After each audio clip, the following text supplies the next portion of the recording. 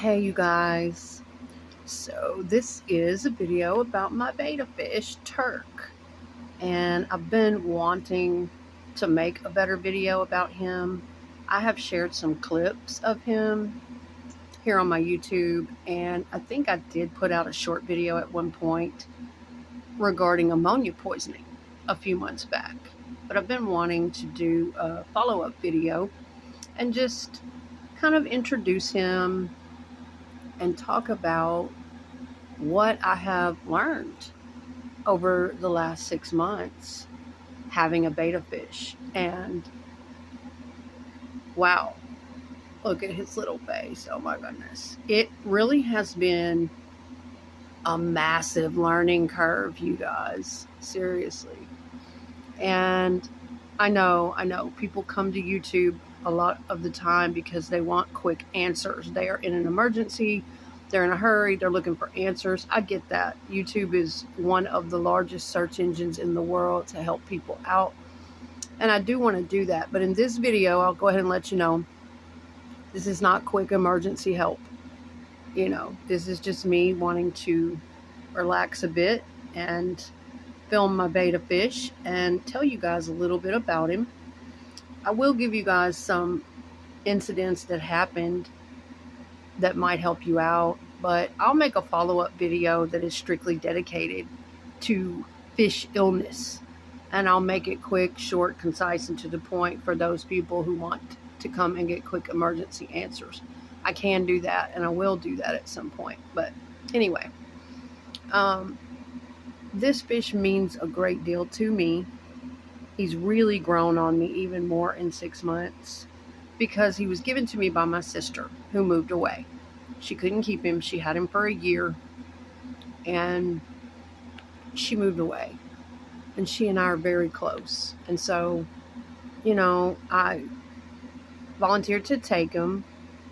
And naturally, because of my love for her, well, I automatically loved him and wanted to do whatever I could to provide a good home for him, knowing absolutely nothing about fish, okay? Not a damn thing. But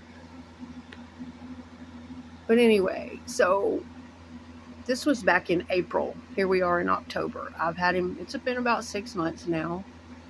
And I can tell you, we have already been through some shit together, excuse my language. We have already been through some really tough learning curves within those 6 months where I thought he was going to die a couple of times, and I had to learn quickly. I did do a lot of research. I thought, well, if I'm going to take anything on in this life, the least I can do is devote a little bit of time to reading and researching and educating myself just a little bit on what I'm dealing with, what they like, what they don't like, what's best for them, blah, blah, blah. Now, I know the internet is full of shit. It's full of people and all of their own preferences and opinions, and it will drive you insane, just trying to figure out the basics. I know. It's very overwhelming at first. You will make some mistakes. And that's the hard part. You just have to hope that your fish lives through your learning curve. And I'm very grateful because there were a couple times where I didn't think he was going to make it. And it would have been my fault in some way. Some negligence on my part or something I didn't realize that I was supposed to be doing. What are you hiding for? Are you hiding in the roots? Anyway, I do have the light on a little bit bright. I'm going to go ahead and turn that down a little bit so he can relax. I just wanted you guys to have, a clear first view of him. I'll turn it back up in a bit when he comes out. But anyway, so I did get him 6 months ago. I got him set up in this 5-gallon tank. I thought that would be fine. And, I did learn the basics pretty quickly, that they like to have a heater. They like to keep it between 78 and 80 degrees. They like a low flow, soft sponge filter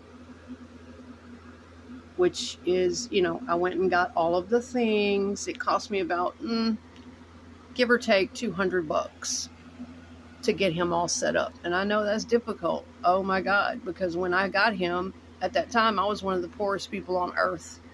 I don't think I even had my job at that point. I was going through some stuff. So I already know.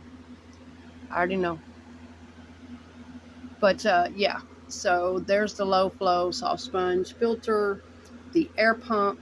I did get that for him. And all of the very basic things. It doesn't have to be anything fancy. So that's how we started out. And I can make follow-up videos getting into more specifics about the heater, about the filter. All of that stuff, y'all, was a learning curve for me because I didn't have a clue. This was the most intimidating, challenging process I've ever been through in my life, was taking on a betta fish and learning to set up a fish aquarium. I just, all of my life, thought they were beautiful, but not for me. I just couldn't imagine. And now that I have gone through that and faced it down, I know what to do, and I've really learned some things, and I'm pretty proud of that. And now I have some things I can pass along to other people. And so after I got him set up with the basics, got that light. That was the first light I got that I could afford, that little clip light. Didn't get this light until much later. Ordered it off Amazon, and this one has been fantastic. It has so many colors, and that's basically for if you're going to grow aquatic plants, which I was going to when I first started out. But we'll talk about that later. Yeah. But as you can see, I do still have some plants in there. Those are just regular everyday house plants. I think those are called pothos. Real easy plants to grow in water. And they help oxygenate the tank, and they grow really well. And they don't have to be buried down in the sand. I ended up having trouble with the aquatic plants. So when I first got him, he did have some plastic plants. And look, let me go ahead and stop y'all right here. If you're going to be, this is not about judgment. This is about learning, okay? About sharing knowledge. It's not about people coming through. If you're going to be one of those people that come through to attack everything I say, everything I've done, everything my tank looks like, fuck right off into hell. Hope you heard that. That's that. I don't give a fuck. Okay? Now, this is for people that everybody has to learn. Everybody has to start somewhere. Everything in life is freaking trial and error. You're not going to know half this stuff for the first few months. And I think it's really nasty. When you are when you're brand new to something and you're trying to learn and you're making some mistakes and somebody comments on you or stands over you talking to you like they're the most superior thing in this world, looking down their nose at you, talking to you like trash, making you feel like less than scum because you made those mistakes. How stupid. Hey, fuck off. Right on off, okay? And go back to the playground where you belong. Those kind of people, to me, are ignorant, troubled. They need some therapy. That's bullying. That is a form of, that's what that is to me. Shake that shit off. Learn to treat people with some decency. I don't give a fuck how many mistakes they're making. Deal with, anybody who snaps at others like that, berates and belittles and lashes and all that shit, they've clearly got some shit that they haven't been facing in their own life. All right, but anyway, back to the fish. Oh, y'all know me. If you've been on my channel before, you know that just about any video I make, somewhere within that, there's going to be some psychological talk. There's going to be some spiritual talk. There's going to be something coming out. But anyway, so don't do that. Or if you do drop by just to make remarks like that, good for my algorithm, and fuck off. Whatever. I'm not going to let that hold me hostage. I'm tired of people, that kind of energy trying to stop us from creating, trying to stop us from doing what we want to do and say and share. And that's all it is. So if you're new to fish keeping or, setting up your tank, you will make some mistakes, okay? Don't beat yourself up. Just keep reading, keep researching, do the best you can. Give it your all, and you'll get it, okay? You'll find a balance, because that's what happened with me. To cut to the chase here, I've had my Betta for 6 months, and we ran into a couple of really critical times. And now, through the learning I had to go through, the research, the trial and error, he is the healthiest he has ever been. Big, strong. His color is beautiful. He's active.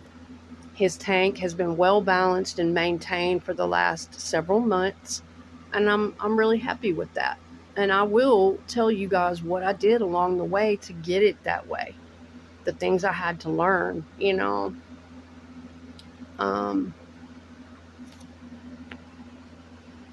These are some of the things that I feed him. I do give him a variety. You don't have to. I understand if you're on a budget, one thing at a time. You'll get there. But this is not a have to, or, and then people are going to come and attack you and say, oh, that's awful food and this, that, and the other. I don't fuck with that kind of shit. You keep that shit over there, and, no. Over here, I'm going to do what I wants to do, and I'm going to try what I wants to try, and you be all right. Don't get your panties in a wad on me. But what I do, you guys, is it was a learning curve for me to even figure out how much should I feed him. Because my sister was telling me that she would feed him like about 6 pellets every morning.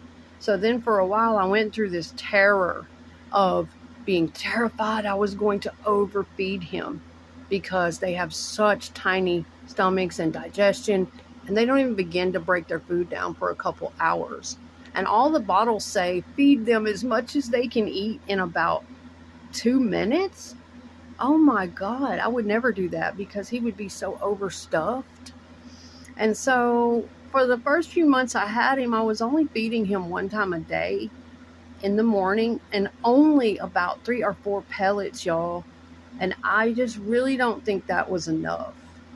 And so I got to the point where I would give him a little bit more, like 5 or 6, maybe 7 or 8 little tiny pellets in the morning. And then I would start giving him one of these as a snack every night, maybe 2 or 3 of these tiny bloodworms. And you know what? That has been our feeding schedule now for about a month, maybe getting close to 2 months. And that has been the feeding that has worked best for me with my Betta. Now, I do know they're all different. Some may have sensitivities. Some may get by on only a couple pellets a day. I know there are people that say you should even fast your Betta at least once a week.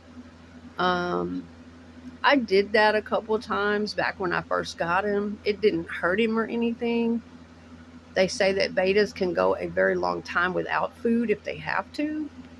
But I've just personally noticed that since I have been on this particular feeding schedule with this particular amount,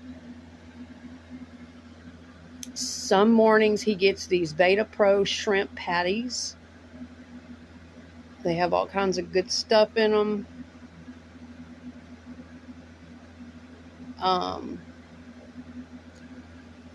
This is a really good product.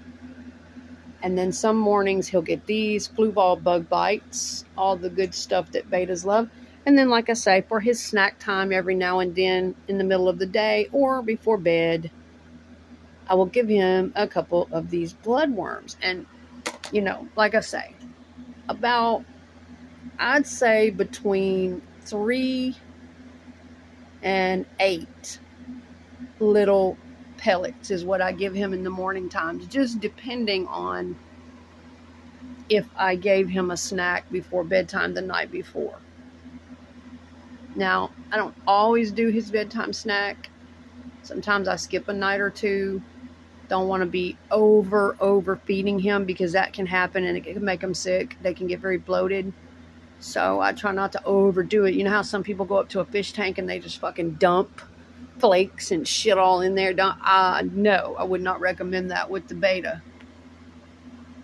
But for the most part, ever since I've been doing this, giving him a little bit more to eat, more than just 3 or 4 pellets every morning, I just don't think that was enough for him. And ever since, I've been giving him a little bit in the morning and a little bit at night. He has been doing beautifully. His color has looked beautiful.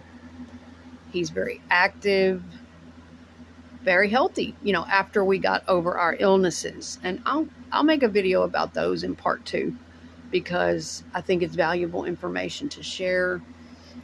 The illnesses that we had to get through, what I had to learn about ammonia poisoning, what I had to learn about bacterial infections, and all of the medications that I keep on hand, what I use when I change his water. I will do all of that in a part 2. But this video is just basically introducing him, just talking a little bit about, what it's been like having a betta fish. I'm just so proud of him, y'all, because it was about 2 months ago I thought I was going to lose him. He nearly died from a bacterial infection. And I literally documented every step of the way while treating him. And I had to treat him for an entire month to get him over it. I had to make some drastic changes in his tank, and I will make a video talking about all of that. But anyway, these are the things I feed him. That's our feeding schedule and how much I give him. And he's been doing just fine, getting a little bit in the morning and a little bit at night. And that makes sense to me. That keeps his energy up, where he doesn't have to wait so long for his next meal.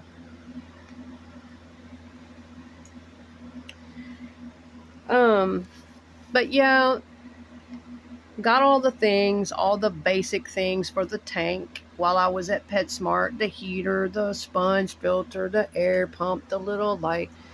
And that same day I did pick up, a bag of the sand. I got some of that. Oh God, it was expensive too. That Fluval aqua soil, because I was going to do aquatic plants. And I did buy aquatic plants, plants specially made to be in the fish tank, to be underwater. And I did pick up a couple of them. And his tank did start out as a planted tank, because I was going to do the father fish method. Yes. And Father Fish is an educated person on this subject. He has a lot of good knowledge. He has a lot of great videos. But the thing is, if you don't follow the Father Fish method to the absolute letter, do every exact thing and buy his products, I'll just say that trying to do that method, all natural fish tank, planted tank, in the way that he describes it, for me, didn't work out. And my fish ended up getting a bad bacterial infection. And it really hurt me, because I knew it would have been my fault if he had died, So I fought with everything I had to save him. And I have this documented and journaled every single day, every medication we went through, everything I learned through that process. And I will do a video about that so that whoever needs it can learn from it too. But so that is how I first started this tank, y'all, as I wanted it to be an all-natural planted tank. The whole thing where it kind of just becomes its own self-sustaining ecosystem. And you put in, oh yeah, it was filthy looking, y'all, when the first couple months I had it. It had all these, like Father Fish suggests, dirty leaves from outside breaking down. And it's, of course, going to turn into this ecosystem where everything feeds each other. But you got to be very careful with that shit, man. And when I first started out, I went and bought 2 nearite snails. That's right. I had 2 nearite snails and this one fish in the 5-gallon tank. I absolutely do know about the bioload. That is something I had to learn about. And yes, I do realize that that's too much. Nearite snails poop a lot, and it's really too much to have 3 different livestock in a 5-gallon. You need at least a 10 or bigger, okay? But that was a learning curve for me. And since I already had the 2 snails in there with him, what could I do? I didn't want to just get rid of them. But ultimately, that caused some problems too. Me trying to do the all-natural planted tank, then having the 2 nearite snails in there with him that were shitting right and left, increasing the bio load by 1,000. It meant that, I needed to clean this tank and change the water a lot more frequently.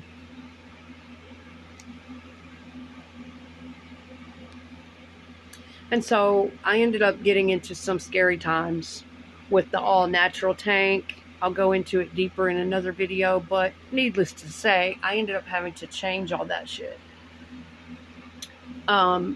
And it was, when my fish got a bacterial infection is when I started having to make some serious changes. Get those dirty ass leaves out of there, clean up that damn sand. I went ahead and moved my snails to their own tank. That's a story for later. I lost one of them because when you start having to treat your betta with antibiotics, that's where you're going to get into, if you have a planted tank, see how barren my sand is? There's nothing planted because the plants don't like it. And nearite snails don't like antibiotics either when you're treating your fish. So it can become a handful, y'all. So I did move some of my plants before the antibiotics could kill them. And I have several jars across the room where I am preserving them and growing them. I'll make a video about that later. But I'm hoping to make, organically, I know they have a word for it, hydroponically or whatever. I'm hoping to go ahead and grow several more aquatic plants and replant his tank at some point. That's what I'm trying to say. So I do still have some of those plants, but as you can see, that's when it all started, when he got that bacterial infection. And I'll tell you guys all about it in another video, what the symptoms are, what he was doing, what he looked like. Oh my God. And so, yeah, I had to make some drastic changes. No more of that all natural planted tank shit for a while. I had to get rid of everything and get the snails on out of there. So I knew that was going to be better because it was going to decrease the bio load on my fish. And it's just going to be his poop and pee in there now. And, I have to change the water a lot less frequently now. But I keep that sand very clean. That bacterial infection scared me to death. He nearly died.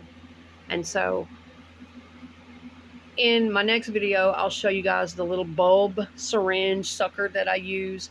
I just go over the surface of his sand every week, keep his poop picked up, get any debris, any rotting plant, root or debris that may fall. I keep his sand very clean. I do clean the trinkets in his tank about once a month. I will dip them in a bowl of tank water. You have to be very careful about chlorine, you guys, and treating your water. That's like a whole other video. I use Prime for that and Stability.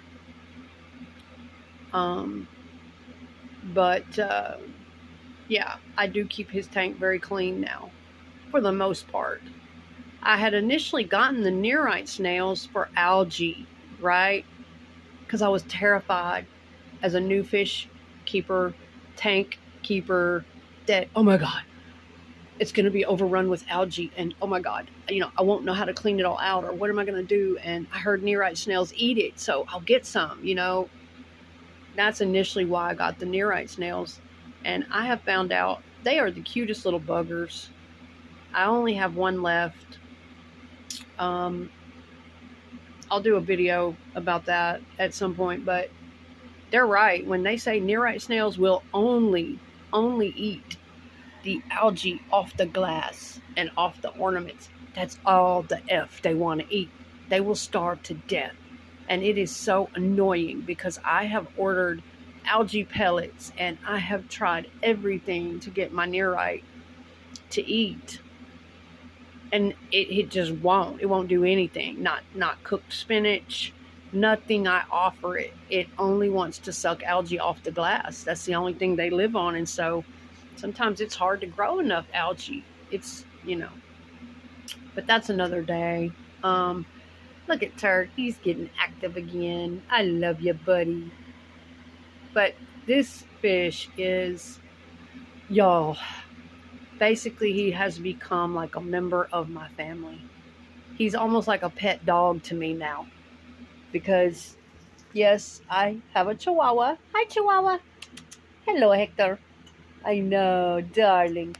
But I do have a Chihuahua, and every afternoon when I come in from work, I greet my Chihuahua in a very high-pitched voice. Like, hi, baby, where are you? Well, now I also have to greet the fish. Because just like a dog, this fish, when he hears my voice come in the room, just like a little dog, he comes from hiding all the way behind the plants and resting to wagging his little fins and swimming up to the front glass looking for me every afternoon. It is the cutest thing. He has the sweetest, most curious personality. Like, betta fish have serious personalities, y'all. He's curious about everything. He loves for me to talk to him and sing to him. He loves to be greeted in the afternoons. He comes looking for me. He loves his little feeding times. And sometimes, at some point, I'll show y'all the tools that I have for the tank and some of the toys and things that, I don't overdo it. I don't want to get him stressed or anything like that, but it helps to engage the betta. They get bored, It helps to engage them a little bit with some stimulating toys sometimes. I wouldn't do it too long. See how he's flaring? That's called flaring. And flaring can be good for the fish, but not all the time and not for long periods of time. Because it's what's happening in the wild anyway. They're gonna be threatened by a different color fish or a different kind of fish, and they're gonna flare up. That's what they look at in flaring, man. That's what they would be doing in the wild anyway. And so I don't think it's good for them to just sit in a freaking tank and never have anything happen that's similar to what happens in the wild. That's not good for them either. I've read into this deeply and researched it. But it's also not good to flare your fish all the time just for shits and giggles, for the hell of it, and keep them constantly stressed. I would not recommend that either, okay? So, anyway. Well, my video is getting up to about right before 30 minutes, and I'd like to try to keep it below, 30 minutes and below. But I am going to do a part 2, and we're going to talk more about the fish and all that I've learned, and the illnesses and the medications. I'm trying to think, is there anything else I want to put into this video?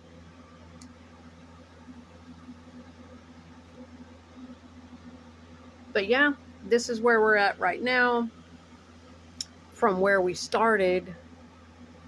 And so far, since I've made all the changes to his tank after I got him well from that bacterial infection, that's been almost 2 months ago since I've started his certain feeding routine the way I am now, keeping his sand very nice and clean. We do water changes really every 2 weeks, a certain percentage of water. I'll talk about all of that in a second video. Sometimes once a week, he'll get a little bit of a change. I'll clean up the debris from the bottom. but he can go 2 weeks now that there's not other livestock in there with him polluting it. But yeah, in the last couple months, he has been super, super healthy, great color, great size, very active. And I'm just so happy about it because I was so sad when he was very sick. And I documented that whole experience for a month. I mean, it hurt me like it was another person, y'all, because I have grown to love this fish that much. And so, all right, well, I'm at the 30-minute mark, and I'm going to get my notes together because I have a lot more to share with you guys about, what to do in case of illness, ammonia poisoning, bacterial infection, kind of what those symptoms are, what medications I used. Talk a little bit more about his tank cleanings, water changes, what I do with that, how to clean that soft sponge filter. Like, I didn't even know how to do that. I mean, all of this was such an intimidating, scary process for me.